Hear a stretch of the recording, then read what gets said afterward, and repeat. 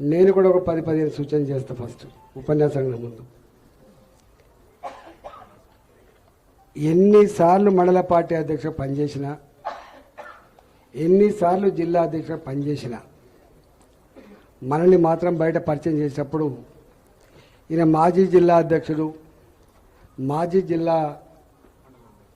మాజీ మండల అధ్యక్షుడు మాత్రం చెప్పారు.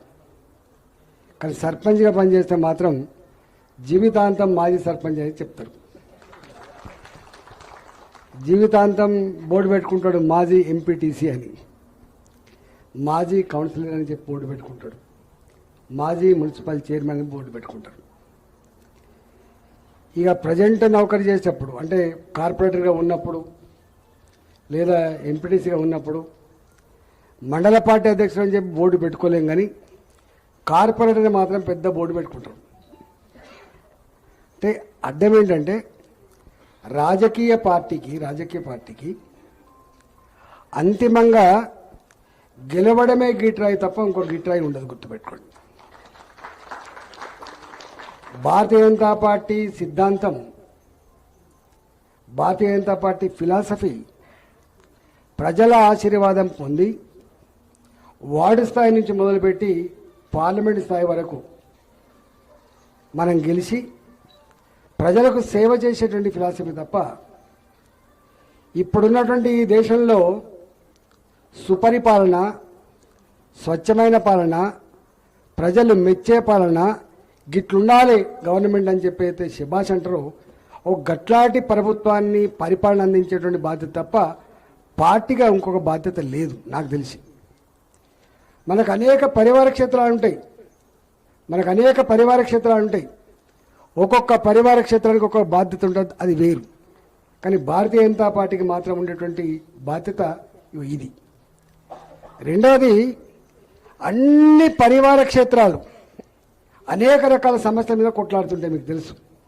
మహిళలకు సంబంధించినవి లేకపోతే అనేకం, ఇప్పుడు ఇక పేరు చెప్తే కాదు కానీ అనేకం ఉంటాయి.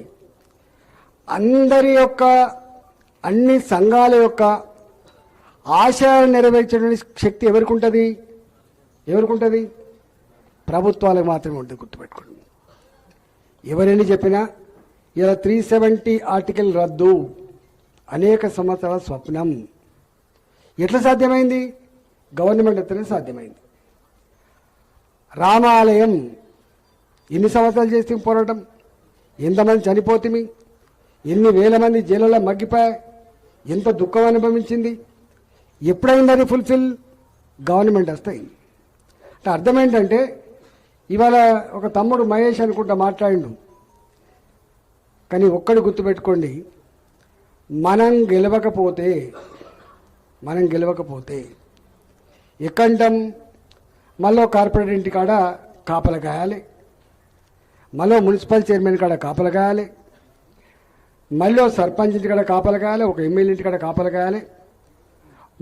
పోయి మసక కొట్టి మాట్లాడుతుంటే ఆయన అంటాడు, బాధితోగానే మా పార్టీని అంటేగానే నీ జెండా గురించి, మరి మళ్ళీ ఎందుకు వచ్చిన మార్కెట్లో ఆయన. అంటే ఎన్ని రకాల గునిపిచ్చి పెట్టినా మళ్ళీ వాళ్ళ దగ్గరికి పోయి మసక కొట్టి పని చేయించుకునే దౌర్భాగ్య పరిస్థితి పోవాలంటే గెలవాలి, దానికి ఇంకోటి లేదు.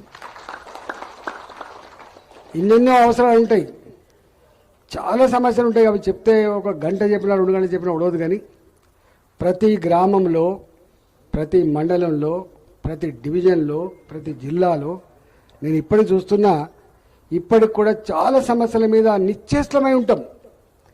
అన్నా ఇక్కడ వీడు భూమి ఆక్రమించుకుంటున్నాడు, అన్నా వీడు ఇక్కడ అక్రమాలు చేస్తున్నాడు, అన్నా వీడు ఇక్కడ దుర్మార్గాలు చేస్తున్నాడు, దౌర్జన్యం చేస్తున్నాడు, ఏదైనా ఆపాలి. ఇవన్నీ ఆపగలిగే శక్తి, సత్తా అధికారానికి మాత్రమే ఉంటుంది, గుర్తుపెట్టుకోండి. నీ దగ్గర ఉంటే, అధికారం ఉంటే అవన్నీ పోతాయి. నేను కొత్తగా గెలిచినప్పుడు కొంతమంది వచ్చి మన వాళ్ళే వచ్చి, అన్నా ఇంతకుముందు వాడు కూర్చోబెట్టకపో కానీ కూసోమంటుండే అన్నాడు.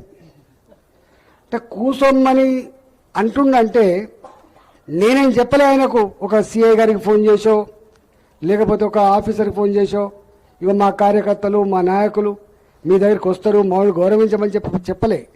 కానీ ఆటోమేటిక్గా ఇగో ఈయన ఈటల రాజేందర్ గారు ఎంపీ గారి మనిషయ్యా అంటారు, గుర్తుపెట్టుకో. ఈయన ఫలాని కిషన్ రెడ్డి గారి మంత్రి గారి మనిషయ్య, ఇట్లా ఉంటుంది. అంటే అందరికీ వ్యక్తిగతంగా ఇంట్రొడక్షన్ ఇవ్వకుండానే ఆటోమేటిక్గా నీవు గెలిపించుకున్న ఎంపీ పదవి అందరికీ ప్రసారం అవుతుంది అంటున్నాను, గుర్తుపెట్టుకోండి. ఇది నా ఒక్క దగ్గర ఉండదు, అందరికీ ఆటోమేటిక్గా ప్రసారం అయిపోతుంటుంది అధికారం అనేది. కాబట్టి ఇప్పుడు ఫస్ట్ టైం వస్తున్నాయి, అంటే నేను వచ్చినాక ఫస్ట్ టైం వస్తున్నాయి. మీరే అన్నారు ఇలా మాకు ఒక అండ వచ్చింది, మాకు దిక్కు వచ్చింది. ఇలా ఆ అండ ఆ దిక్కు మీ అందరి శ్రమ వల్ల మాత్రమే వచ్చింది, గుర్తుపెట్టుకోండి. దీంట్లో ఇప్పటిదాకా మా విక్రమ్, బుద్ధి శ్రీనివాస్ గారు వీరు కొన్ని అనాలిసిస్ చెప్పిండ్రు. నేను నిన్న ఎందుకో యాదృచ్ఛికంగా ఒక మా లీడర్ ఒక ఆమె జమ్మికుంట నుంచి వచ్చింది. అన్న మన లాస్ట్ టైం ఎన్నికల్లో మనకు వచ్చినటువంటి ఓట్లు, మనం గెలిచిన సీట్లు అని తెచ్చింది. టైంకు విక్రమ్ ఉన్నాడు. విక్రమ్ ఇది ఒకసారి చూడు అన్నా నేను. 30 ఉంటే 30 కౌన్సిల్ సీట్లుంటే ఒక 2 మాత్రమే కాంగ్రెస్ పార్టీ గెలిచింది. 2 మాత్రమే కాంగ్రెస్ పార్టీ గెలిచింది. 22 మేము అప్పుడు ఏ పార్టీలు అయితే ఉన్నామో ఆ పార్టీ గెలిచింది. మిగతా 5 6 రెబల్స్ గెలిచిండ్రు. అంటే ఇలా టికెట్ దొరకక కోపం మీద పోతాగా రెబల్స్ గెలిచిండ్రు. ఆ గెలిపోవడం నేను చూపించిన వారికి ఏదో 20 ఓట్లు 30 ఓట్లు గెలవలే, పెద్ద మెజార్టీతో ఏకపక్షంగా చూపించింది. అంటే ఎందుకంటున్నా ఈ మాట అంటే, నేను 25 ఏళ్ళు రాజకీయాల్లో ఉండి 25 ఏళ్ళు ఫస్ట్ టైం ఒకసారి ఓడిపోయినా. కానీ నా మొత్తం 25 సంవత్సరాల కాలంలో ఏనాడు కూడా ఒక్క మండలంలో ఎంపీపీ ఓడిపోలే, ఒక్క మండలంలో కూడా జెడ్పీటీసీ ఓడిపోలే, ఒక్క మున్సిపాలిటీలో కూడా మున్సిపల్ చైర్మన్ రాకుండా లేదు. మూడోది ఇంకా ఏదో అబ్బా ఒక్కడైతే మంచిగుండు, 2 అయితే మంచిగుండు అని దాంట్లో కూడా లేము. అబ్సల్యూట్ మ్యాట్ వచ్చేది. అంటే స్థానిక సంస్థలలో నేను ఒక 20-30 ఎన్నికలు చూడవచ్చు. నేను మీ దగ్గర మన దగ్గర ఈ ప్రాంతంలో ఉండదు, కానీ మా దగ్గర నీటి సంఘాల చైర్మన్లు కూడా ఉంటాయి. సింగిల్ విండో ఎన్నికలు ఉంటాయి, ఇక్కడ కూడా ఉంటాయి. సర్పంచ్ ఎన్నికలు ఉంటాయి, ఎంపీటీసీ ఎన్నికలు ఉంటాయి, జెడ్పీటీసీ ఎన్నికలు ఉంటాయి, మున్సిపాలిటీ ఎన్నికలు ఉంటాయి. అంటే ఈ 25 ఏళ్లలో దేనికో ఒక 4 సార్లు వచ్చినా కూడా దాదాపు 6 రకాల ఎన్నికలకు 20-25 లక్షల ఎన్నికల్ని ప్రత్యక్షంగా చూసుంటాం మేము.